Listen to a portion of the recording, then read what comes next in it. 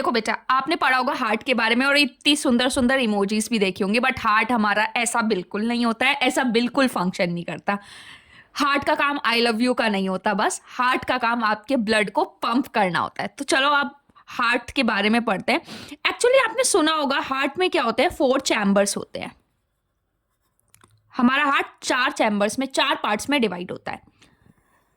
Actually पहले तो आप हार्ट की राइट साइड और लेफ्ट साइड के बारे में पढ़ो। हमारा राइट पार्ट और लेफ्ट पार्ट जो डिवाइड होता है, जिस लेयर से डिवाइड होता है, उसे कहते हैं हम septum. SEPTUM, septum.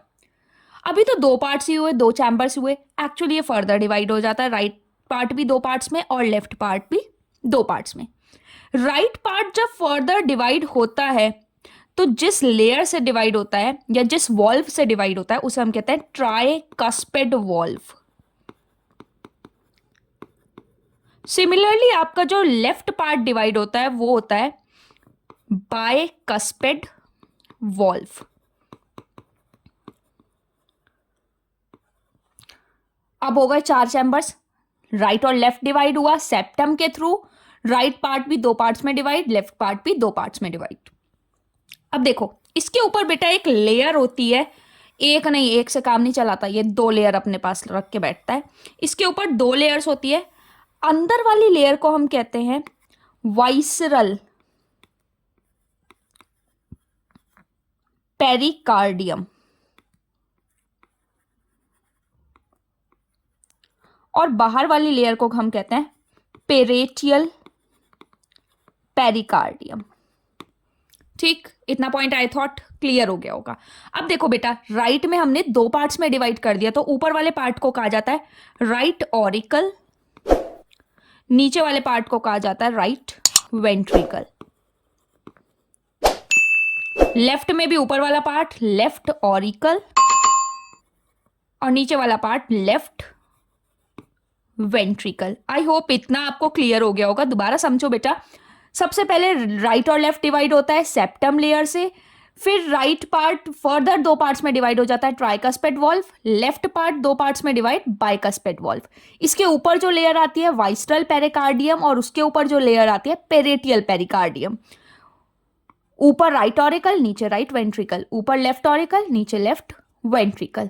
I hope इतना पॉइंट आपको क्लियर हो गया होगा। अब आगे समझना। देखो बेटा, अब ऊपर वाली लेयर्स को मैंने रिमूव कर लिया, मेन कॉन्सेप्ट समझो। एक्चुअली राइट साइड पे जितना भी ब्लड होता है वो होता है आपका डीऑक्सीजनेटेड ब्लड, और लेफ्ट साइड पे जितना भी ब्लड होता है वो होता है आपका ऑक्सीजनेटेड ब्लड। एक्चुअली होता क्या है, हमारे बॉडी पार्ट से डीऑक्सीजनेटेड तो बॉडी पार्ट खींच के लाएगा ना, और ऑक्सीजनेटेड आपकी लंग्स लेके आएंगे। ये पॉइंट तो क्लियर रखो, क्योंकि हमारा जितना भी डीऑक्सीजनेटेड ब्लड है वो बॉडी पार्ट से आएगा। तो हमारे बॉडी पार्ट के नीचे वाले बॉडी पार्ट से जो ब्लड लाता है वो बोला जाता है इंफीरियर वेना कावा, और जो हमारे बॉडी पार्ट्स के ऊपर वाले बॉडी पार्ट से ब्लड लेके आता है राइट ऑरिकल में, वो होता है सुपीरियर वेना कावा। भाई सुपीरियर और इंफीरियर ने अपना काम कर दिया, नीचे वाले बॉडी पार्ट इंफीरियर के थ्रू, ऊपर वाले बॉडी पार्ट सुपीरियर के थ्रू सारा डीऑक्सीजनेटेड ब्लड लाए और राइट ऑरिकल को दे दिया। अब राइट ऑरिकल ट्राइकस्पिड वॉल्व से इसे पास कराएगा, नीचे गिराएगा और कहाँ पहुंचा देगा, राइट वेंट्रिकल में। सारा डीऑक्सीजनेटेड ऑरिकल से ट्राइकस्पिड से पास होता हुआ राइट वेंट्रिकल में। उसके बाद राइट वेंट्रिकल से अब ये डीऑक्सीजनेटेड तो बॉडी से बाहर निकालोगे। कैसे निकालोगे, आपने पढ़ा होगा बेटा, एक होती है पल्मोनरी आर्टरी। उस पल्मोनरी आर्टरी के थ्रू ये सारा डीऑक्सीजनेटेड ब्लड कहाँ चला गया, लंग्स में चला गया। और भाई लंग्स का काम क्या है, साफ करके वापस देगी। अब लंग्स क्या करेंगी, वापस से इस ब्लड को ऑक्सीजनेटेड बना के, ऑक्सीजनेटेड ब्लड बना के बिल्कुल साफ सूफ करके ले आएगी और किसे दे देगी, लेफ्ट ऑरिकल को। राइट साइड से तो राइट साइड खराब था, पल्मोनरी आर्टरी के थ्रू लंग्स को दे दिया। अब लंग्स ने उसे साफ वाफ करा और ऑक्सीजनेटेड ब्लड कहाँ दे दिया, लेफ्ट ऑरिकल। फिर ये लेफ्ट ऑरिकल पास करेगा बाइकस्पिड वॉल्व के थ्रू लेफ्ट वेंट्रिकल में, और लेफ्ट वेंट्रिकल अब लेके कहाँ जाएगी बेटा, ऑक्सीजनेटेड ब्लड बॉडी पार्ट्स को ही देने जाएगी। तो ये लेफ्ट वेंट्रिकल एरोटा के थ्रू, AORTA, एरोटा के थ्रू सारे बॉडी पार्ट्स में ये ब्लड को सप्लाई कराएगी। तो बेटा यहां से आपने एक चीज समझी, अगर आपको आइडिया हो, सुपीरियर और इंफीरियर वेना कावा के थ्रू सारा डीऑक्सीजनेटेड ब्लड आता है और पल्मोनरी आर्टरी इसे लंग्स तक लेके जाती हैं। फिर लंग्स इसे प्योरीफाई करके पल्मोनरी वेन्स के थ्रू सारा ऑक्सीजनेटेड ब्लड हार्ट को देता है और हार्ट एरोटा के थ्रू बॉडी पार्ट्स में वापस कर देती है। यही पढ़ा आपने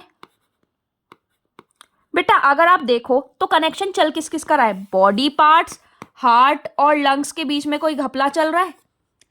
अब ये समझना, बॉडी पार्ट्स,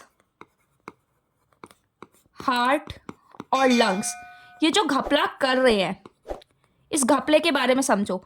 बॉडी पार्ट से सारा डीऑक्सीजनेटेड हार्ट को जाना, आगे हार्ट कहीं भी धक्का मार रही हो हमें मतलब नहीं, और हार्ट से सारा ऑक्सीजनेटेड बन के बॉडी पार्ट्स में आना, इतनी सर्कुलेशन को कहते हैं सिस्टमिक सर्कुलेशन। और हार्ट से सारा डीऑक्सीजनेटेड लंग्स में जाना और ऑक्सीजनेटेड लंग्स से वापस हार्ट में आना, इतनी सर्कुलेशन को कहते हैं पल्मोनरी सर्कुलेशन।